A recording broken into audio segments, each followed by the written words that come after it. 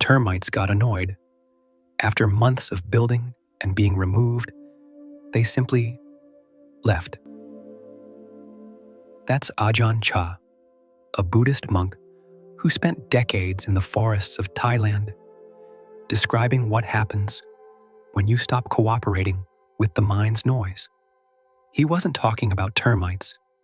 He was talking about the thoughts that keep coming back, the anger that resurfaces, the anxiety that rebuilds itself every morning, the guilt you've carried for years. He watched actual termites build tunnels in his cabin every day for months. Every morning, he destroyed what they built. And eventually, they gave up and left. His point wasn't about effort.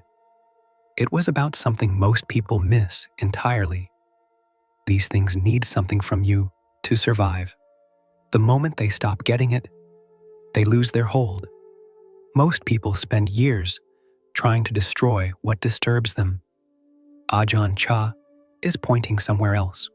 I haven't figured this out completely, but I've been sitting with this teaching long enough to notice something that rarely gets said, that the way most people relate to their own mind is the exact thing keeping the noise alive. There's something worth looking at here, something that's probably been happening without you noticing. He used another image in the same teaching that most people walk past too quickly. Rain. He asked, where does rain come from? It comes from dirty water, water that evaporated from the ground, from mud, from everything you'd rather not think about. And the sky takes that water and returns it clean.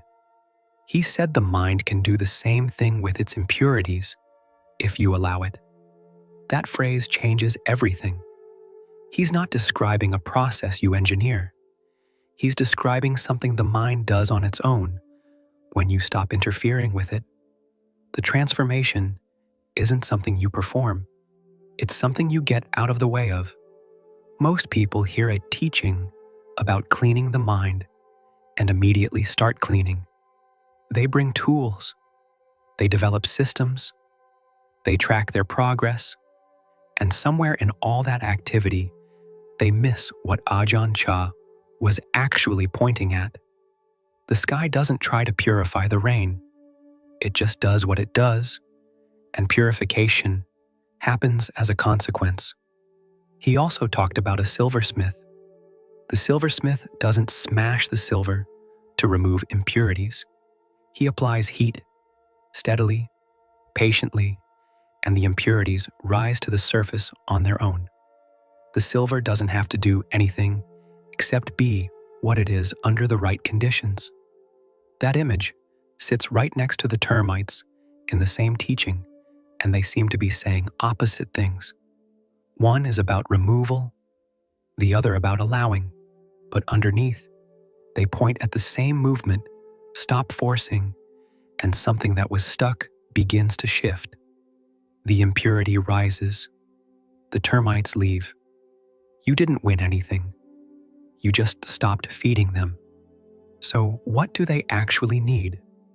Think about what happens when a difficult thought arrives. There's the thought itself, and then, almost immediately, something else. A reaction, a commentary, a judgment, an attempt to understand where it came from, why it's still here, what it means about you that it keeps returning. That second movement is what the termites are feeding on. The original thought is almost never the problem.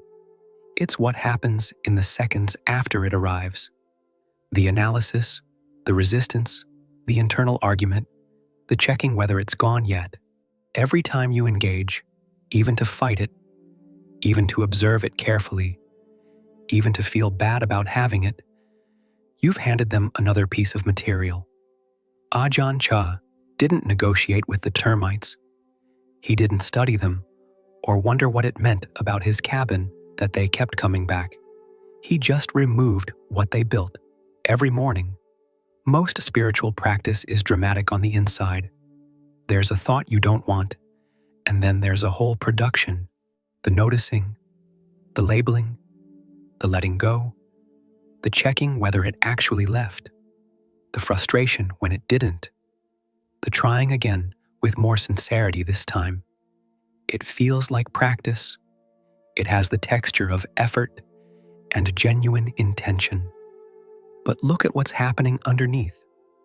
The thought arrived, and you gave it everything: your attention, your energy, your time. The termites don't distinguish between resistance and welcome. Presence is presence. The termites don't care why you're watching them build. They just need you present at the construction site. And here's what nobody mentions. The more sophisticated your practice becomes, the more sophisticated the construction gets. The termites learn your patterns. They start building where you're not looking, in the subtle resistance, in the very act of observing, in the part of you that's quietly proud of how carefully it's been watching. Ajahn Chah described this going on for months. Months of the same movement, every day. Remove the tunnel. They build another. Remove that one. They come from the other side. Remove that too.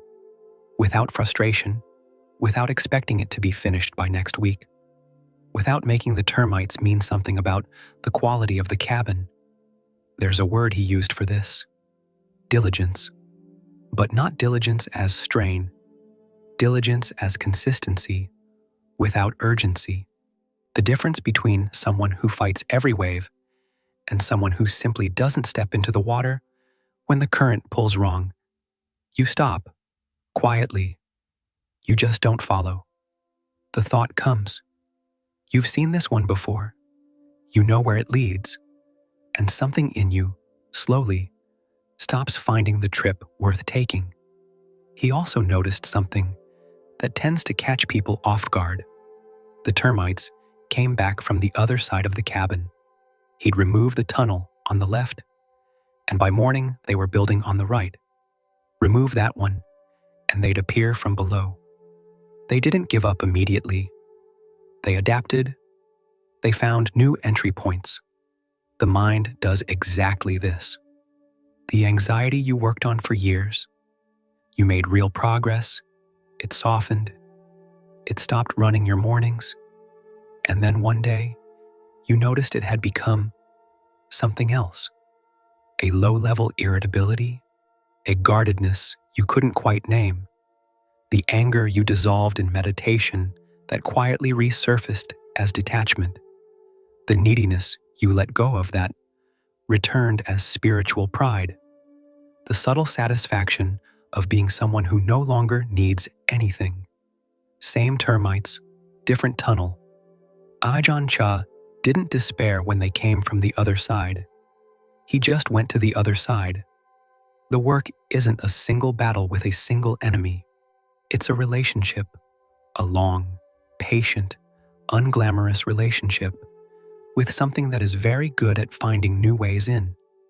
And the only thing that changes that relationship is what was always changing it, consistently withdrawing what they came for, wherever they appear, without drama, without keeping score.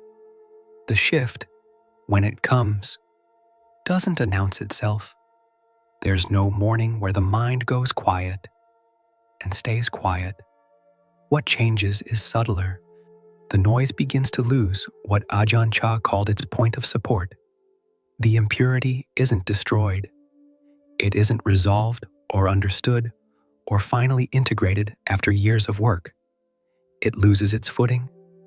It can't find the ground it needs to stand on, because that ground was always you, your reaction, your commentary, your willingness to keep showing up at the construction site morning after morning, convinced that this time you'd finally figure out how to make them stop.